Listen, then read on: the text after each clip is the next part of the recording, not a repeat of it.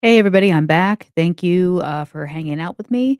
So, we are here to talk about Sean Diddy Combs, and his sentencing is today. So, I gave a brief rundown of what was going on in the courtroom earlier. More things are heating up, so I thought I'd come back and talk about a few other things. So, the judge, when I last left, was going over the sentencing probationary report. Make sure I put that. Oh, yeah, here we go. Um, Sentencing recommendations and whatnot. So this is what they're doing. So we've had a few things like, like we found out that witnesses won't be speaking. One person that was expected to speak today was Mia, air quotes, Mia. Um, she was Diddy's assistant. This is her right here. She testified in trial, but she was given the pseudonym of Mia. Her actual name is Jacqueline Candor. Um, She worked for Diddy for some time, and she gave some pretty damning evidence on, things that she witnessed.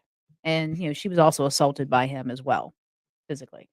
So, she was gonna speak, and then she's decided not to speak because based on Diddy's letter, which is his that little documentary he did with the clips and what he was how he felt, what was going on in his life, and how he deserved a second chance, she felt, and the prosecutor felt, that it was very bullying to the victim. So she decided not to, speak and give a victim impact statement today. Now they are trying to get 2 or 3 of the music mogul's children to speak on behalf of their father. Defense also offered doctors who evaluated Combs and someone regarding a reentry program. So these are things that they are trying to get done. Um, but the judge has said that he agreed that the tone of the defense letter was inappropriate, so he allowed the children to speak, but will rule on the other suggested speakers later. So that is something that has been discussed. Let's see. Those are the few key elements. Now, quotes the judge Combs has challenged his factual guilt full throatedly, as a comment from the judge. Sean Diddy Combs' defense team objected to the pre sentencing report not giving him credit for acceptance of responsibility. So that was one of the objections they had. Let's go back to his picture here. So, yeah, they're saying that was an objection they had.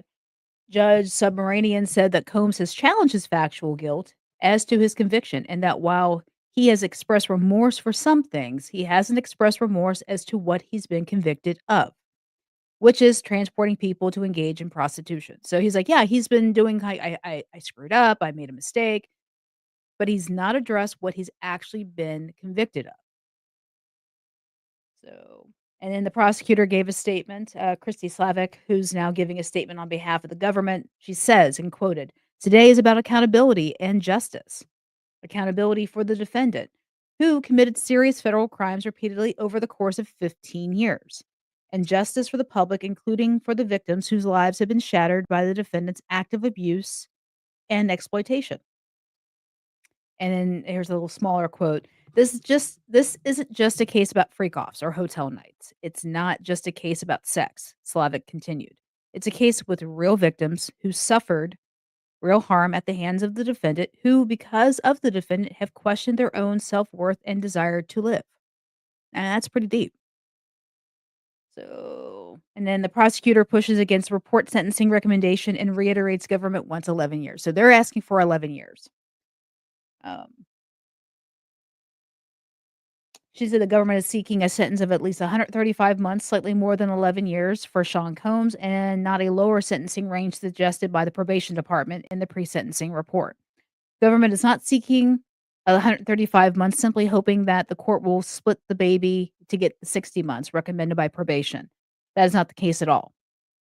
Slavic said that the recommended sentencing range in the pre-sentencing report does not adequately account for the separate harms done to Cassie and Jane. Cassie being Cassie Ventura, and Jane being, let's see, who's Jane? Daphne Joy. These are 2 women that Sean Combs was in a relationship with. So let me see here.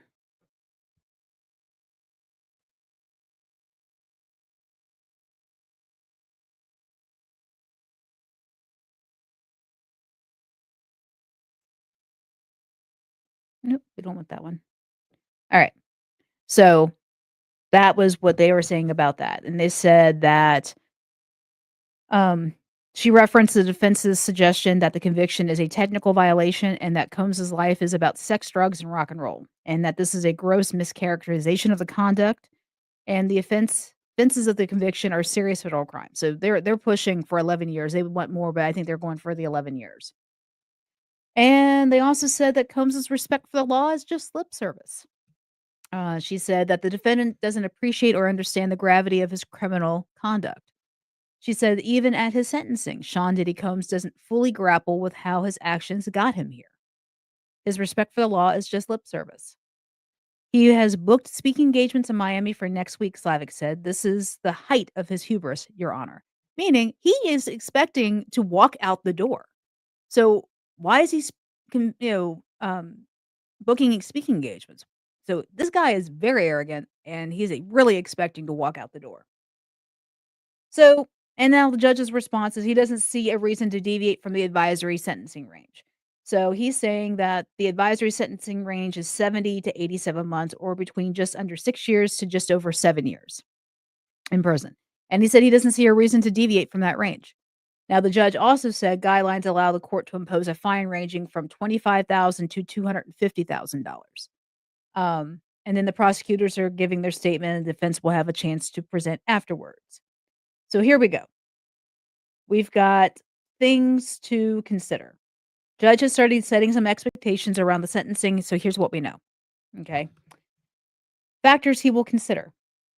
He said he's found that the court may consider acquitted conduct among other factors when sentencing Combs. Defense has opposed this idea when arguing for a lenient sentence for Combs. Judge accepted that the range of the 70 to 87 months and saw no reason to deviate from that.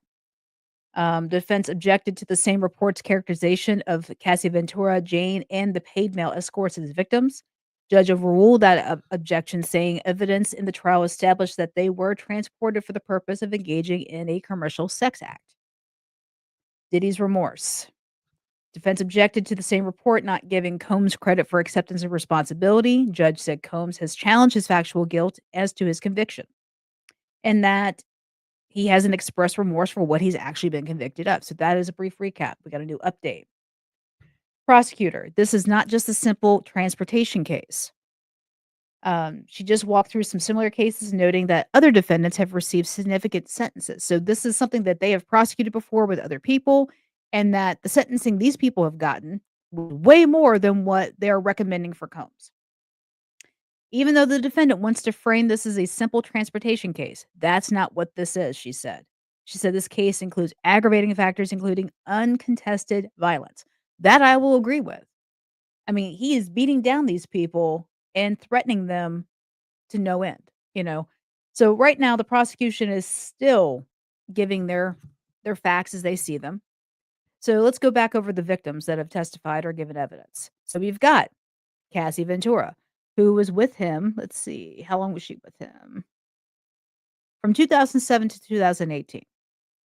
You know, she was a protege. She was a young artist. He was, grooming her career, doing all these things. That is Cassie Ventura. She, if you all remember, gave evidence while she was like 8 months pregnant with her third child. Very eye-opening evidence about the freak offs in the hotels, the drug usage, and the violence. And we all know and we all remember the video that was released of him beating her down in front of that elevator at that hotel in California in 2016. I will say for me personally, that was a triggering video to see. And the mea culpa he gave later when it came out, when he was in like the Caribbean or South Pacific, wherever the heck he was, saying, "Oh, I screwed up. I'm a bad guy," whatever. It was lip service. 'Cause I have talked, my late husband would act in that way towards me, and the apologies that I got afterwards were not genuine. They were literally just a fake, and that was the vibe I was getting off of Sean Combs when he gave his apology. So, now we have Daphne Joy. She is the one who went under the pseudonym of Jane during the testimony. She is an ex of the rapper 50 Cent and actually has a child with 50 Cent.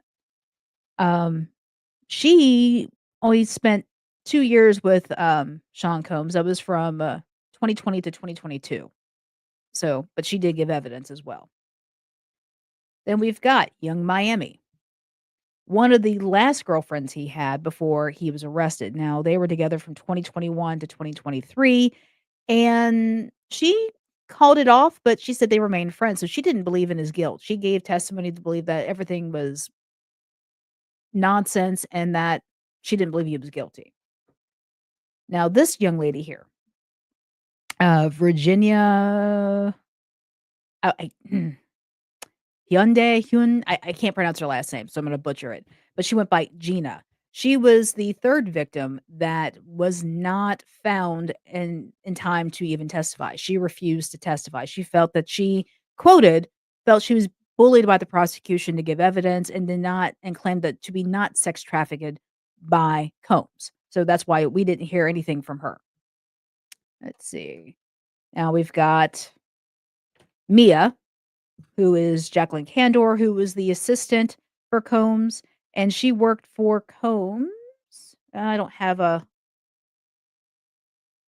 date for her, but the Virginia, this Gina chick who claimed that she was not trafficked by Combs, she was with Sean Combs from 2014 to 2019. So yeah, that was a long time, which gives a little bit of an overlap with Cassie Ventura. And we all know Kim Porter. Kim Porter, who is the late ex-girlfriend of Sean Combs. She's also the mother of 5 of his children, including the son that he adopted from Albie Shore. So, 5 kids. He was with her from the, 1990s until her to 2007. I'm not sure when she passed, but she died of pneumonia.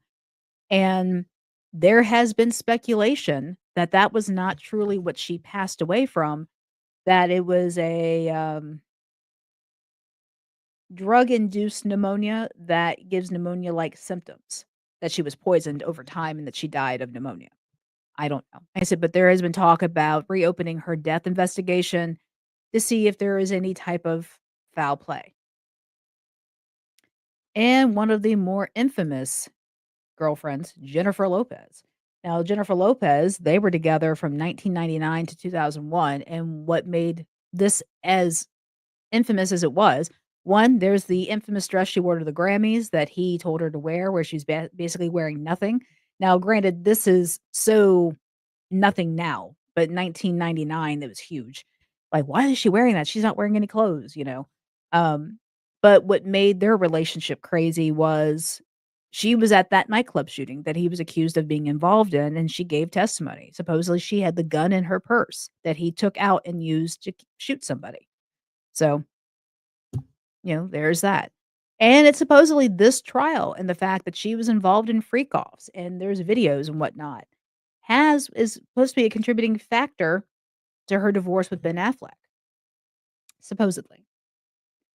Okay, so we got another little update here. Combs inflicted life-changing abuse on his victims, prosecutors say. So let's see here. Let's get back to his face. So the abuse Cassie Ventura suffered at the hands of Sean Diddy Combs was pervasive, prosecutor Christy Slavic has said. The video on Diddy Combs assaulting her in 2016 at the Intercontinental Hotel was played multiple times at trial, and it never got easier to see, she added. She also noted that the altercation was in a public hallway in broad daylight, and imagine how much worse it was behind closed doors, she said.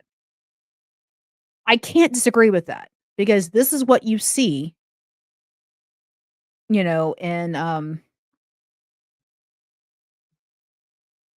I mean, I don't have it here to show, and I don't know if I would show that, to be honest with you, because it got shown so much on repeat, and it's triggering. I mean, if you've ever been a victim of domestic violence, you don't even have to be on the level of what he did to her. It's triggering no matter what. It's very triggering. And, prosecutor goes on to say Ventura and Jane, another woman who accused Combs of abuse and testified under a pseudonym, suffered a deeply intimate and personal harm. She added that Ventura's victim impact statement makes clear that she's still grappling with the consequences of his abuse. Yes, she is, because she sued him. She sued him. And in fact, it was her lawsuit against him is what sparked this entire trial to begin with. The fact that she got 20 million from him, and he paid her out. And then that's when the feds got involved and said, "Okay, what's going on with this baby oil? What's going on with this transportation? What's going on with any of this?" And there have been people who have come out and spoken out. There's a documentary person that I watch on YouTube. It's called The Soft White Underbelly. And this guy talks to just regular people. And he came across a sex worker who claimed, and she actually had video on her phone of being at one of the Diddy parties. I think it was in Miami, that she was almost sex trafficked in that situation because she was an up and coming singer. She was trying to get involved in the business, and she just got involved with the wrong person who got her to Combs's house in Miami. And things transpired there, but she said she saw things. She was not involved in things, she got the heck out of there, but she said she saw some really freaky, crazy things. So there are so many people that are involved that have been at these parties, but the question is, were they forced or were they there consensually? And that's hard to say. I mean, you could walk in and say, "Yeah, I wanna be part of this freak off," but the second you wanna leave and you're refused the ability to leave, that's when it becomes criminal, and that's it's simple as that, but how do you prove that? That's a good question. How do you prove that? So the defense is still giving their statements on everything, so we're waiting to hear more, but this is crazy. Like I said, they want 11 years. They're thinking 11 years is viable, but the judge is like, the recommended sentencing, I may not go against this. Oh, got another update? Let's see here what we got. Oh, wow. Prosecutor accuses Combs and defense of victim blaming. That's crazy, which makes sense. They said prosecutor Christy Slavic and the defense's argument that Sean Diddy Combs' relationships were mutually toxic is nothing more than victim blaming. The defendant doesn't stop at blaming victims, she said, adding that he's also claimed that drugs, alcohol, and psychological challenges contributed to his violence. I mean, you could say it contributed, but at the end of the day, you chose to take the drugs, you chose to do the alcohol, and you chose to be an asshole, you know? Even in his submission last night, his remorse was qualified. Um, and she pointed to lines in his letter to the judge that indicated his domestic violence was a burden he had to bear, saying that he was making it sound like he's the victim in this scenario. Slavic said there are reasons to question that he is ready to move on from his previous conduct, adding that his victims don't have that luxury of moving on so easily.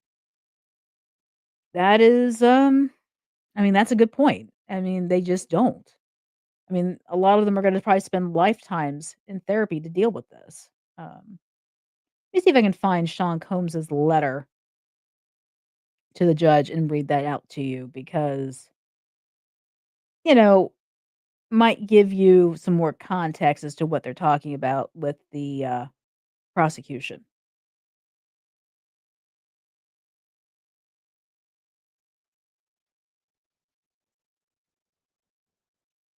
Okay, here we go. There's the letter.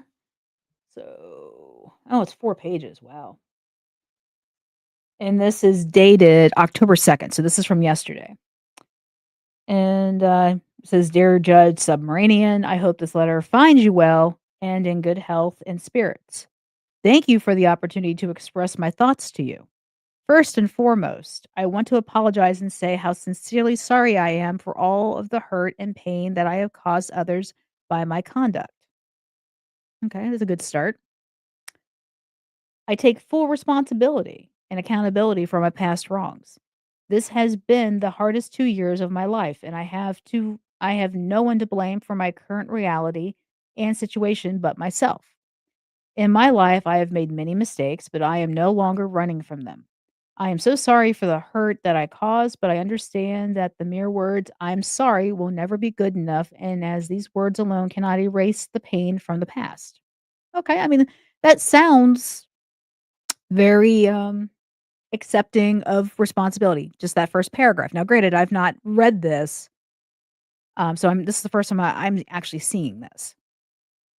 Um, "Over the past 13 months, I've had to look in the mirror like never before. My pain becomes my teacher, my sadness was my motivator. I have to admit my downfall was rooted in my selfishness. The scene and images of me assaulting Cassie play over and over in my head daily. I literally lost my mind. I was dead wrong for putting my hands on the woman that I loved. I'm sorry for that and always will be. My domestic violence will always be a heavy burden that I will have to forever carry. The remorse, the sorrow, the regret, the disappointment, the shame. I honestly feel sorry for something that I couldn't forgive someone else for. If they put their hands on one of my daughters, if they put their hands on one of my daughters. This is why it is so hard for me to forgive myself. It is like a deep wound that leaves an ugly scar. And that is something I've always questioned because when my late husband was alive and we would get into it, I had asked him, I said, "What if somebody hurt your sister and you wanna go kill them? What if somebody hurt one of our daughters? You'd want to kill them. So how do you justify hurting me?" And he just said, "You just make me mad." And that's all he would say. Your Honor, I thought I was providing for Jane concerning her and her child, but after hearing her testimony, I realized that I hurt her. For this, I am truly sorry. So I guess he was paying her rent and some other bills. I lost my way. I got lost in my journey, lost in the drugs and the excess. My downfall was rooted in my selfishness. I've been humbled and broken to my core. Jail is designed to break you mentally, physically, and spiritually. Over the past year, there have been so many times that I wanted to give up. There have been some days I thought I would be better off dead. The old me died in jail, and a new version of me was reborn. Prison will change you or kill you. I chose to live. Okay. Every day since my incarceration, as difficult as my circumstances currently are, I have made the best of my time by reading books, writing, working out, or in therapy, obtaining the tools and knowledge to deal with my past drug abuse and anger issues. I have been putting in the work and working diligently to become the best version of myself to ensure that I never make the same mistakes again. Okay. I realize that I am in a situation where no amount of money, power, or fame can save me. Only God can save me. My grandmother used to teach me that God makes no mistakes and that everything he does is for your good. I believe that a bad situation can be used for good. Although this situation has been the hardest and darkest times in my life. Good things have come out of my incarceration. For starters, I am now sober for the first time in 25 years. Congratulations on that, dude. I have been trying my best to deal with my drug abuse and anger issues and take accountability as well as positive steps toward healing. One of the most beautiful things I've experienced being asked by my fellow inmates to teach and mentor them. They want to know or they wanted to learn what I did to become a successful businessman. I was inspired by their hunger and desire to learn information in order to not only set goals, but achieve in any goal dream that their hearts desire. I started teaching a 6-week program called Free Game, title given by my fellow inmates, which I was able to approve and sanctioned by the Bureau of Prisons. I don't just teach about my success, I also teach about my mistakes and failures. It has truly been a blessing to do something positive in a negative situation. It has been beautiful to see the newfound hope in my fellow inmates' eyes. The most shocking thing was to see the unity and the peace this class has produced. And as you're probably aware, jails and prisons are segregated places. However, in our class, we have black, Spanish, white, Asian all together in one room, learning, working together. We even have an interpreter for the Spanish speaking inmates. The biggest miracle that I've seen with this class is all the gangs, such as Bloods, Crips, MS-13s, Trinitarios, and 18th Streets in one room working together. I'm also proud to say that since this class started, there have been no fights in our unit. The class has also helped me in my time of need and despair, being able to do something good for others and also give me time to do whatever. Okay. So there's just a lot of stuff. I mean, he is just blah, blah, blah, blah, blah, blah. So this is 4 pages long. It's a lot of stuff. And then the last paragraph I'll read to you. I can't change the past, but I can change the future. I know that God put me here to transform me. Since incarceration, I have gone through a spiritual reset. I'm on a journey that will take time and hard work. I'm proud to say I'm working harder than I ever have before. I'm committed to the journey of remaining a drug free, nonviolent, and peaceful person. I thank God I'm stronger, wiser, clear, and sober. God makes no mistakes. I realize that this trial has received a tremendous amount of global press and Your Honor may be inclined to make an example of me. I would ask your honor to make me an example of what a person can do if afforded a second chance. If you allow me to go home to my family, I promise I will not let you down and I will make you proud. Today, I humbly ask you for another chance to be a better father, another chance to be a better son, another chance to be a better leader in my community, and another chance to live a better life. I am writing this not to gain any sympathy or pity. This experience is simply truth of my existence and has changed my life forever, and I will never commit a crime again. Thank you for your time and consideration, Sean Combs. Okay, so that is his take on that. So let's see, we got any more updates on the Sean Diddy trial? Hello, where did it go? I had my thing. Okay, let's try this again. Sean Combs sentencing, back to CNN. All right, come on, live updates. Here we go. Do we have anything? Okay, so they're taking a break in the court. Um, God, the prosecutor's really going in on him. So Combs has denied guilt and knew his conduct was illegal when it happened, prosecutor said. She said that has consistently denied his guilt under the Mann Act and knew at the time that his conduct was wrong and illegal. Charges Combs was convicted of 2 counts of transportation to engage in prostitution stem from the federal Mann Act, which criminalizes transporting people across state lines for prostitution. And Slavic address to the judge is part of the prosecution's push for a sentence of more than 11 years. Okay. Trial evidence established that Combs would ask escorts if they were cops and instructed Ventura to do the same. So yeah, there you go. He already knew what he was doing was illegal. So if he's asking that question, it's all about entrapment.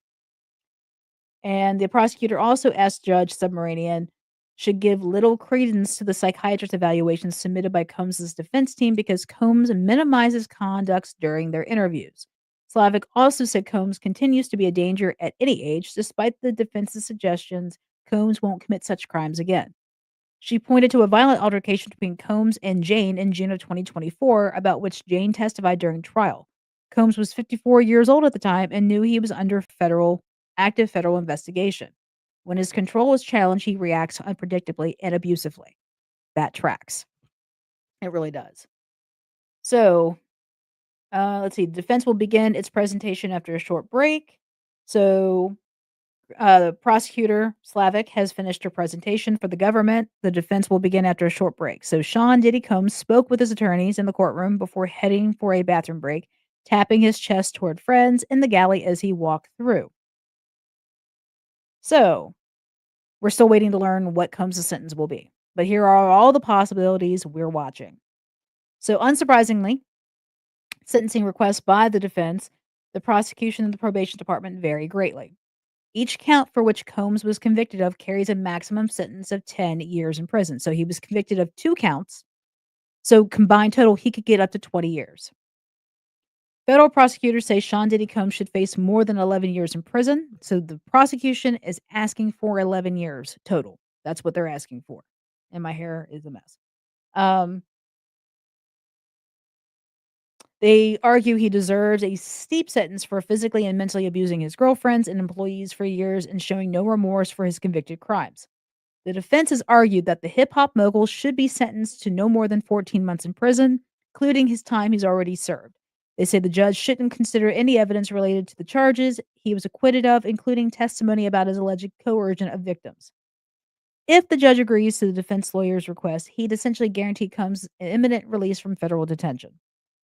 And the court probation department, meanwhile, recommended 70 to 87 months in prison for the disgraced music mogul.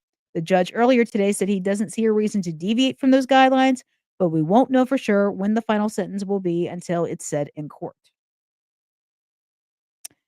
Okay, so Combs gave a thumbs up as he walked back to his seat. So Sean Diddy Combs is smiling and nodding, tapping his chest, and gave a thumbs up as he walked back to his seat. Courtroom is packed with reporters, supporters for Combs, and members of the public and prosecutor's office. All right, so court is back in session and the defense team is starting their presentation. So Judge Submarinian is back on the bench and defense attorney Jason Driscoll is beginning his presentation now. Multiple defense attorneys are expected to speak on Sean Diddy Combs' behalf, and Driscoll said he'd be addressing sentencing disparities. That'll be interesting to see how they analyze that.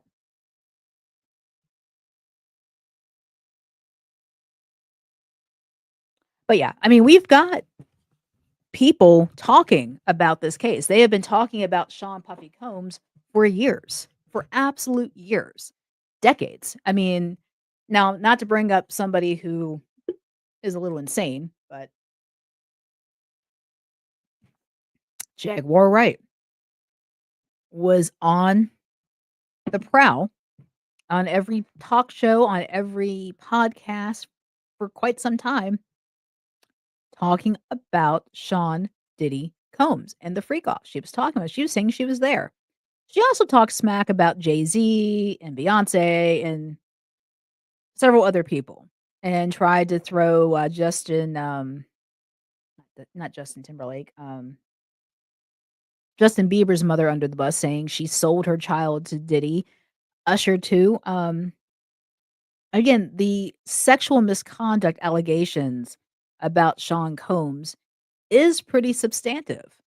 Um, there's been speculation that he abused Justin, Bieber. There are accusations that he sexually abused Usher.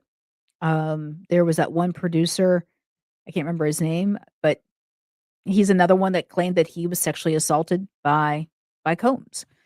So, and then you've got Kid Cudi, the DJ, Kid Cudi or whatever his name is, the DJ that Combs showed up and tried to burn down and burnt his car to the ground because he was mad because he was messing with Cassie Ventura.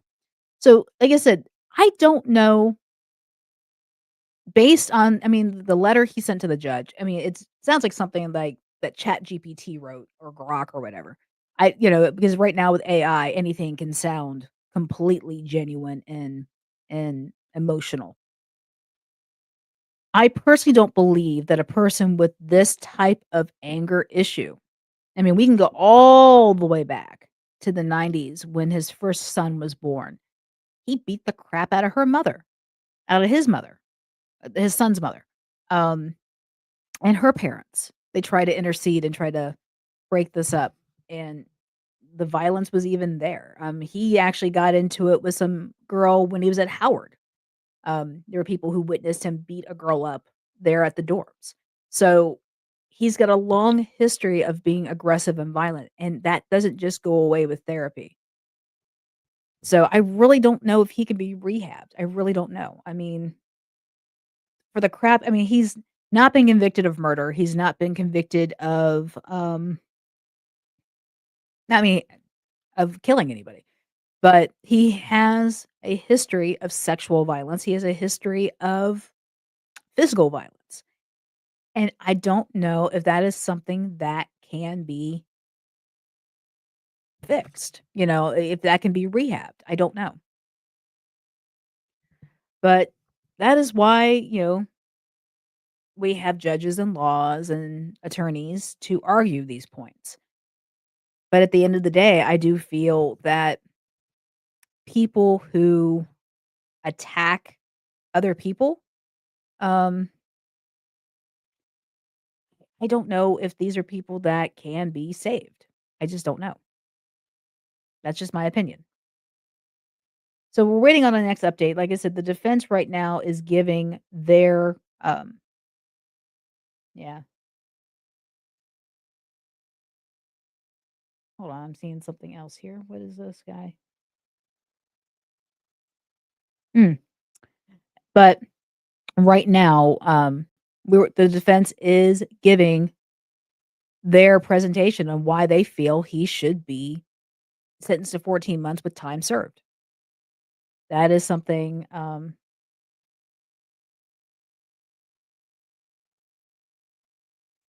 we're waiting on. So, we've got some stuff blowing up on, Facebook too. So, there's been an ongoing issue, and this is outside of the Diddy Combs case.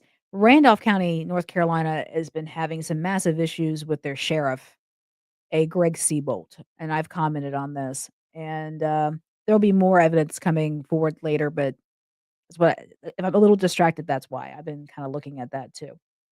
So we're back in session. There's not been any update from the defense right now, so they are still giving their report. So we are waiting. We are waiting. But put in the comments here, what do you guys think? Do you think he has served enough time? You know, do you think he deserves to be out? Or do you think he deserves mass time? Do you think he needs to get the 20 years or the 11 years or the 5 years? You know, what do you all think? Because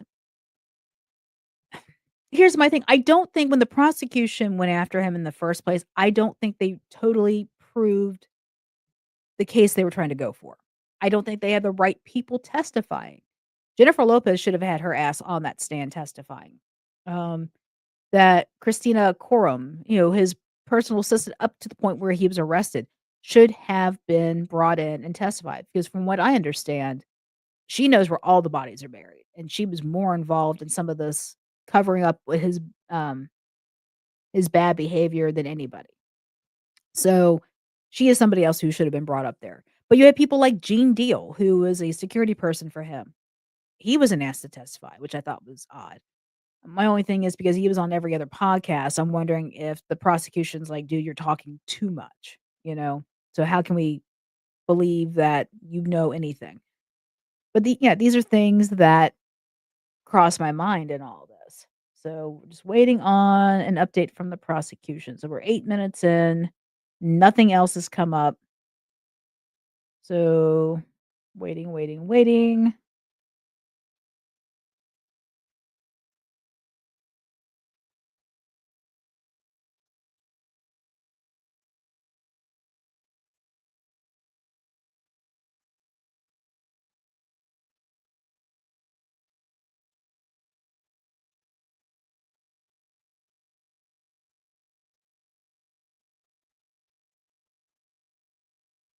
Anything yet? Nope. All right. So I'm gonna see. I mean, like I said, let me know what your thoughts are because I really think he deserves to get the time that like Diddy got. Not Diddy, R. Kelly got. And it took some time to get R. Kelly, but they got him. And really do believe that Diddy deserves that kind of time because believe that even if he gets out after, um,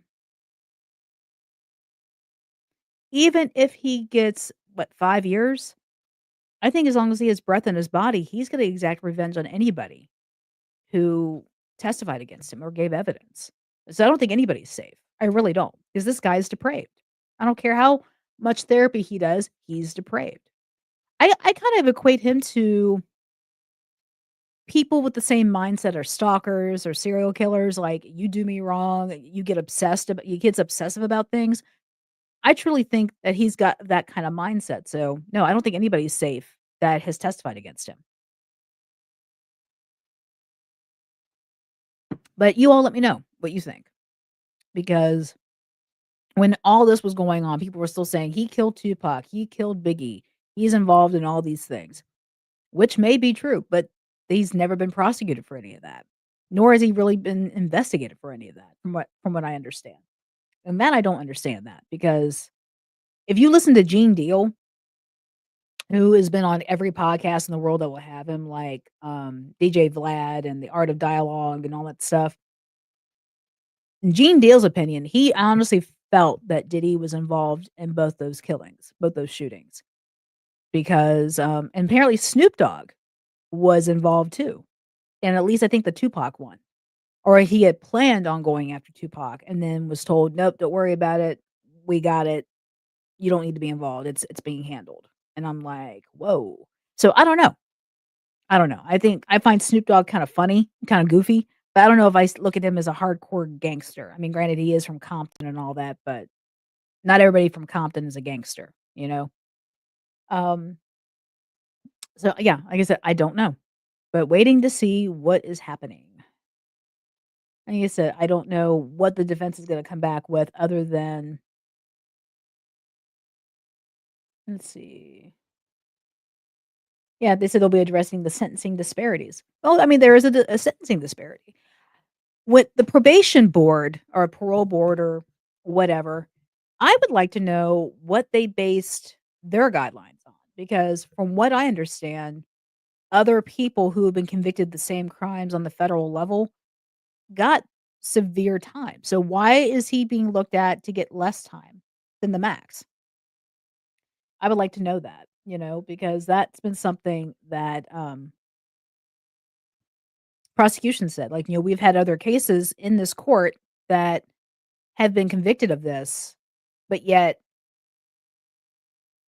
you know, they've gotten the full way more time than what you're proposing that this guy's gonna get. But like I said, the judge said, "I don't see any reason to deviate from their recommendation," but that doesn't mean that he won't, I mean, it's possible him saying, "I'm not gonna deviate from their I don't see any reason to deviate from their recommendation," could be an underhanded sign to the prosecution, not, to the defense saying, "Don't even bother with trying to get time served here. Don't even bother." Because, he's gonna get at least either this or more. So that is all possible. All possible. Let's see, what did I get? Just got do, do, do. So yeah, we're still waiting. We're still waiting. We're still waiting. Oh, wait a minute. Did 50 Cent write a letter? Oh, shoot. I didn't know about that.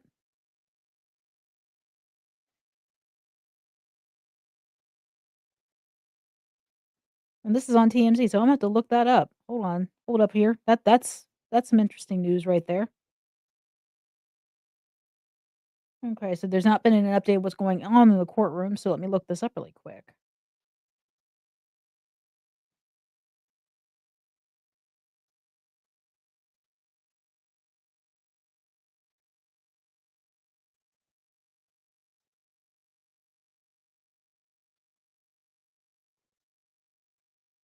Hmm.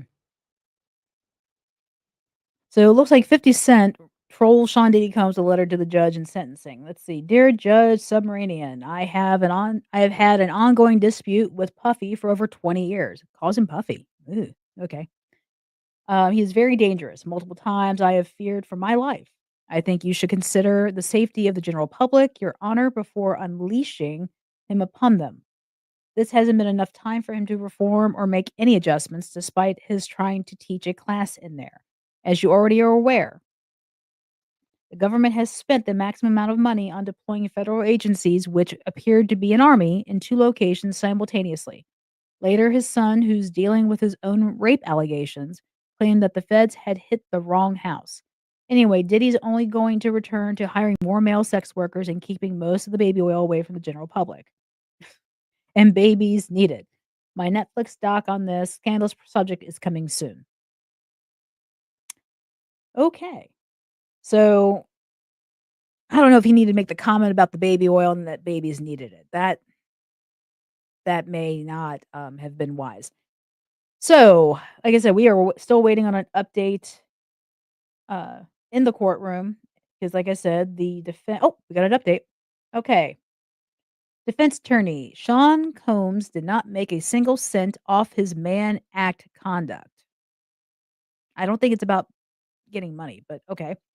So, defense attorney Jason Driscoll said the judge sentencing Sean Diddy Combs within the established sentencing guidelines range 70 to 87 months would be exacerbating sentencing disparities as to Mann Act sentences. The charges Combs was convicted of, two counts of transportation to engage in prostitution, stem from the federal Mann Act, which criminalizes transporting people across state lines for prostitution. Driscoll is knocking a case cited as precedent by the government in which a man convicted of the Mann Act had profited over $1.4 million from prostituting women and previously been convicted in Cuba for doing the same. In that case, the defendant was sentenced to 5 years in prison. The prosecutors have acknowledged Combs did not profit from the prostitution at issue in this case. Driscoll said. Sean Combs did not make a single cent off his Mann Act conduct. He said that aggravating factor is completely off the table in this case. That is true. I mean, but the thing is, though, he may not have profited off of this, but he did do this for his own satisfaction. So he paid sex workers to come across state lines to perform sex acts wherever he wanted them to do that. I think that just basis right there, he's guilty of. And I don't think, the Mann Act where you, have to actually make a profit or make any money off of that. I think just the idea of, because originally the Mann Act was created, believe it or not, against the boxer Jack Johnson. He was accused of he was a black boxer back in, I think, the 20s, heavyweight boxer of the world, and he was accused of taking white women over state lines for sexual purposes. That is how the Mann Act actually was created. So he wasn't making money off these women, he was just wanting to get freaky across in another state with somebody who was not black, but that's where it came from. So over time, I believe it's evolved, but that is the original purpose of the Mann Act. That's where it came from. So, like, right now, we've got the defense is giving their thing. So I'm gonna hop off here because this is, they're gonna do their own little range of things. So it looks like it's gonna be a minute before we actually get to the full sentencing, and I've been droning on for over 45 minutes. So I'm gonna hop off here. I will come back once they actually give the sentencing, and, we'll talk about it then. But this is Rebecca with Red True Crime, so I will see you guys later.